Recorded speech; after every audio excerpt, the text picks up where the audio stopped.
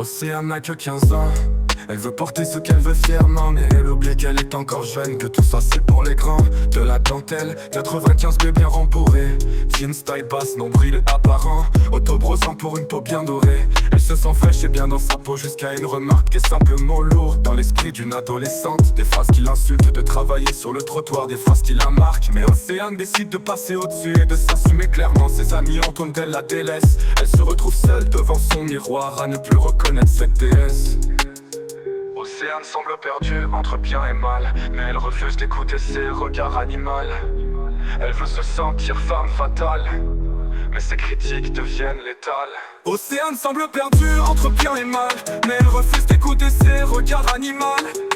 Elle veut se sentir femme fatale, mais ses critiques deviennent létales. C'est dans sa chambre qu'elle se refuge, elle rêve de sa fugue. Elle n'ose plus porter ça par peur du déluge. Elle s'habille normalement, mais c'est trop tard. Au collège, elle se fait battre, elle se fait tabasser. Elle était belle pourtant, s'assumant pleinement, mais à cause de tous les regards de ces bâtards, elle rentre tout chez elle les jours rosâtres. Pour elle, il en est assez.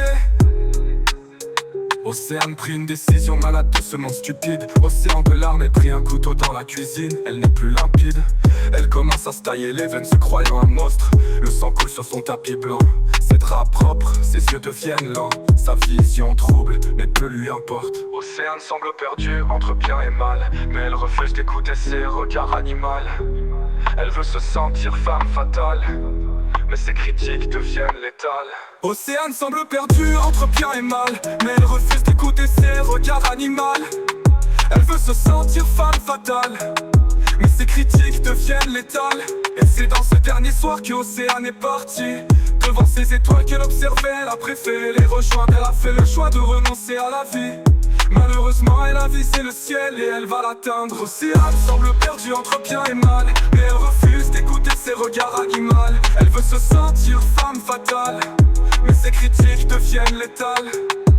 Océane semble perdue entre bien et mal, mais elle refuse d'écouter ses regards animaux. Elle veut se sentir femme fatale, mais ses critiques deviennent létales.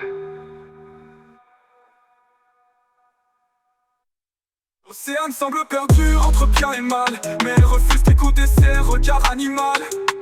Elle veut se sentir femme fatale, mais ses critiques deviennent létales.